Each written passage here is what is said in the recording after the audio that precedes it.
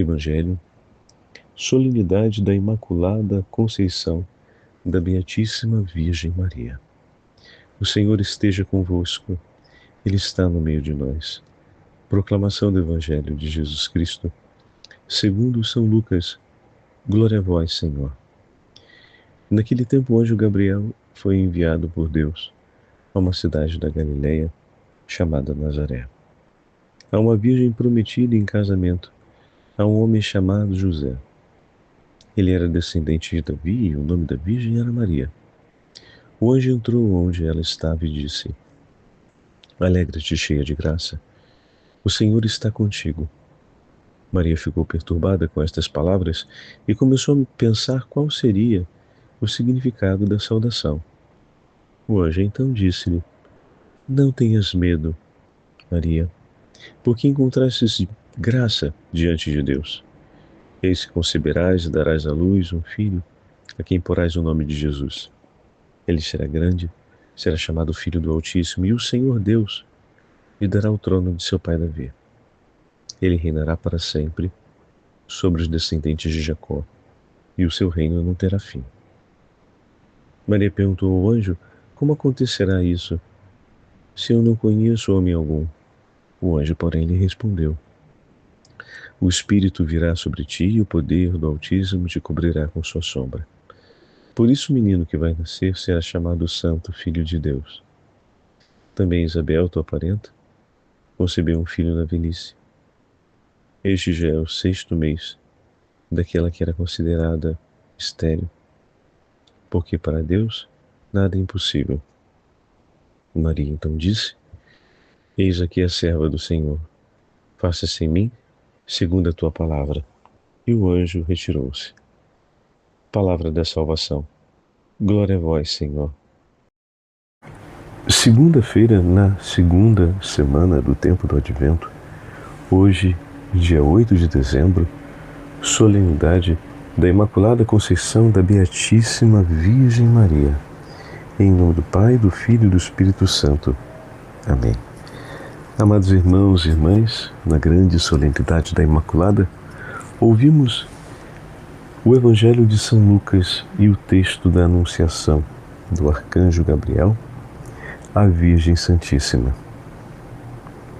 A solenidade de hoje remonta a antigas tradições e testemunhos dos cristãos sobre o amor e a devoção à Virgem Maria e sua grande dignidade como Santa Mãe de Deus, até do início da vida apostólica até os nossos dias, tendo o seu grande ponto ápice no ano de 1854, com a proclamação de Pio XI a respeito do dogma da Imaculada Conceição, e em 1858, com a aparição da própria Virgem Maria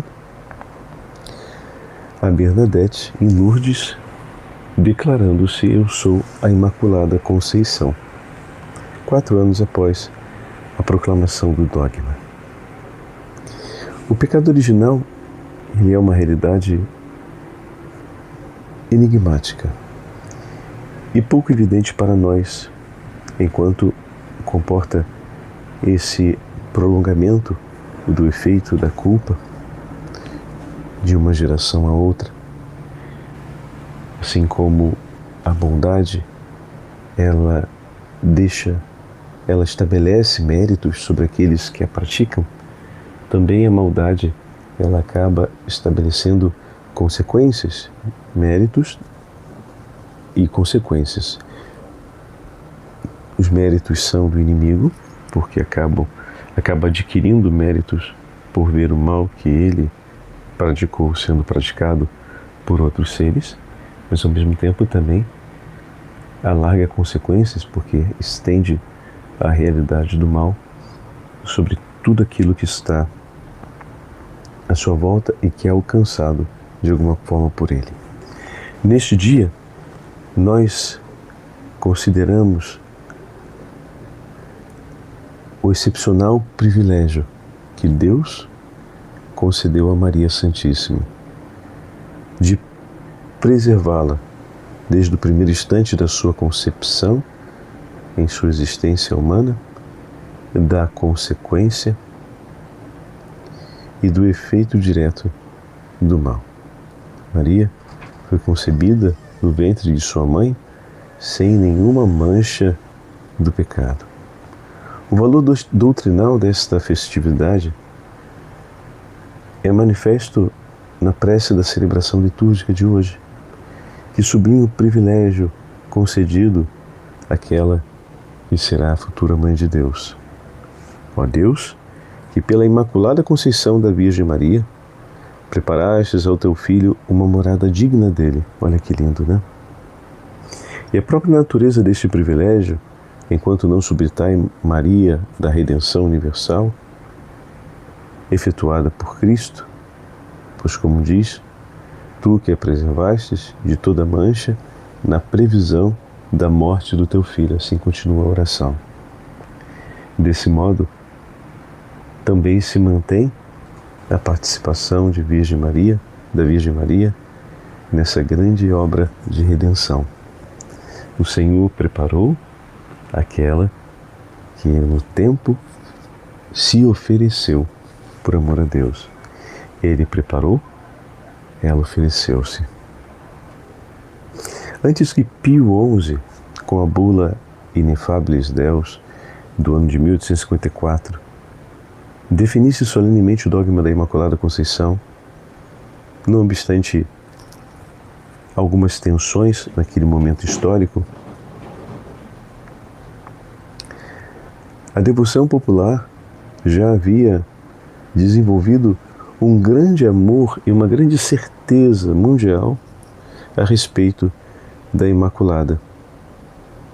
Muitos papas ao longo da história foram confirmando aquilo que o povo de Deus ia aos poucos evidenciando com a prática das devoções e com as experiências de amor que Nossa Senhora demonstrava em favor de seus filhos.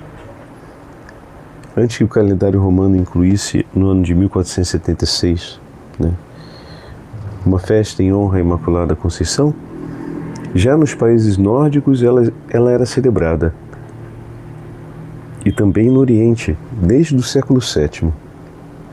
Contemporaneamente, na Itália Meridional, onde estavam os bizantinos, também as celebrações em honra à Concepção Imaculada de Maria já eram celebradas. Por isso, no ano de 1570, Pio V publicou o novo ofício da festa de Nossa Senhora. E, finalmente, no ano de 1708, Clemente XI estendeu essa festa com o seu ofício próprio, tornando obrigatória para toda a cristandade. Mas desde a origem do cristianismo, Maria sempre foi venerada pelos fiéis como toda santa e puríssima. No primeiro esboço da festa litúrgica da Conceição, anterior ao século VII ainda, nota-se, se não a profissão explícita da isenção da culpa pelo pecado original, pelo menos uma persuasão teologicamente equivalente. Deus a preservou, potuit, decuit, ego fecit. Havia argumentado um brilhante teólogo medieval, dizendo a seguinte verdade: Deus podia fazê-lo, convinha que o fizesse, portanto, ele o fez. Maria concebeu sem o pecado original. Foi concebida sem o pecado original. Do infinito amor de Cristo para com a mãe, que a pré-redimiu e acumulou do Espírito Santo em favor de seu Filho desde o primeiro instante de sua existência, derivou este singular privilégio que a Igreja hoje celebra para nos fazer meditar sobre a beleza de toda a alma santificada pela graça redentora de Jesus. E como sabemos, 4 anos mais tarde, a proclamação do Papa Pio IX,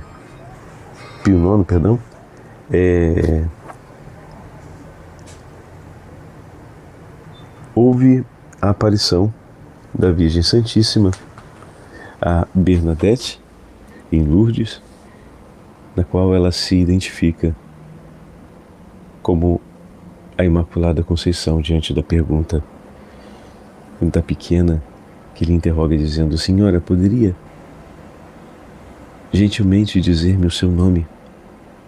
E Nossa Senhora se apresenta como a Imaculada Conceição. Então veja, meus irmãos, lá no século XII, Santo Anselmo escreve essas palavras sobre a Virgem Maria e vai chamá-la Mãe dos redimidos.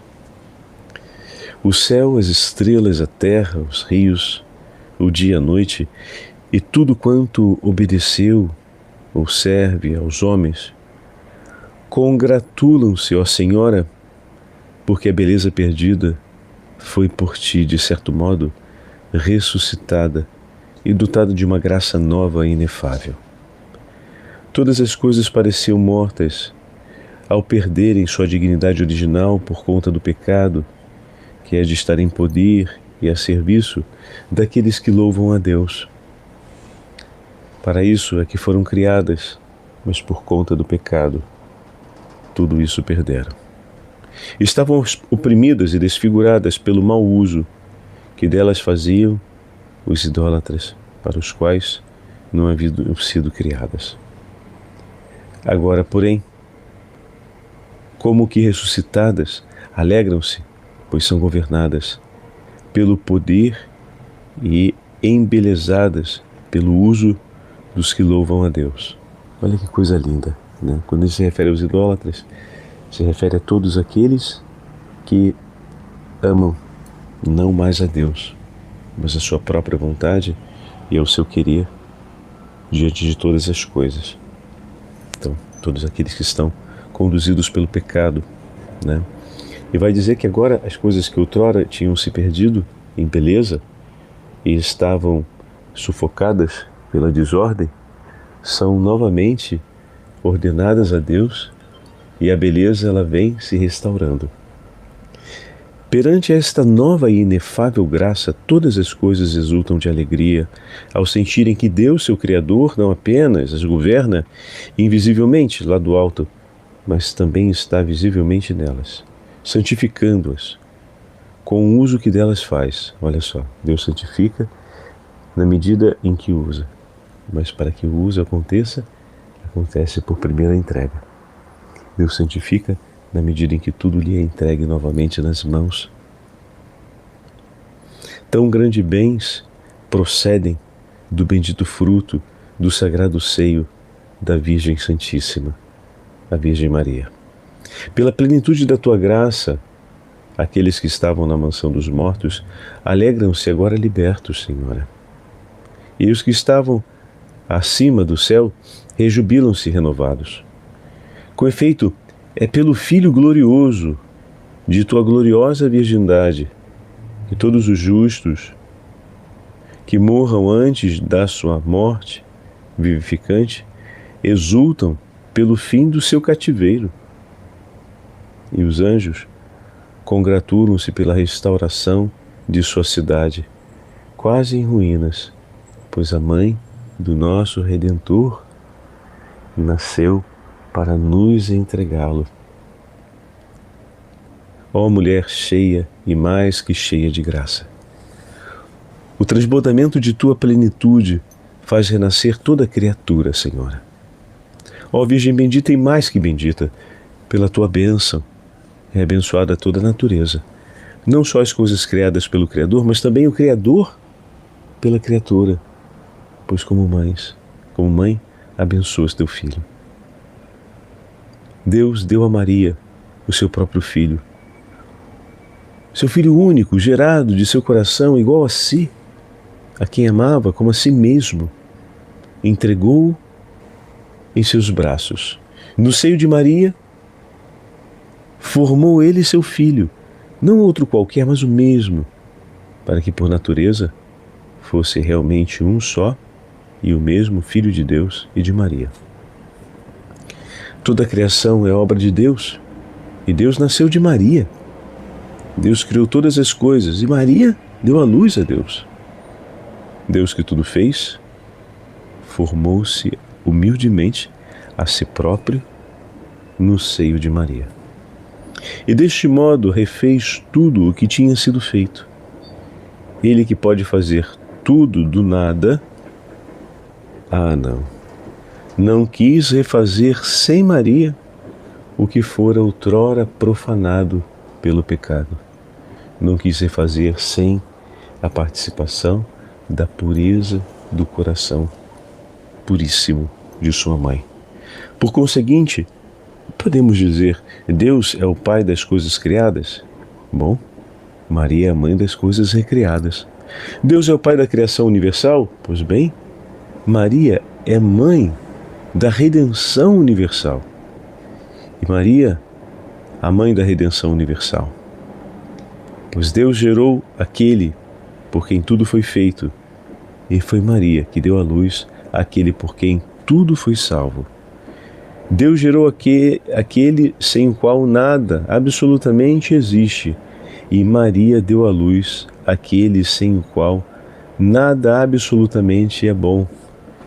Verdadeiramente o Senhor é contigo, Senhora, pois quis que toda a natureza reconheça que deve a ti, juntamente com ele, tão grande benefício e gratidão de amor.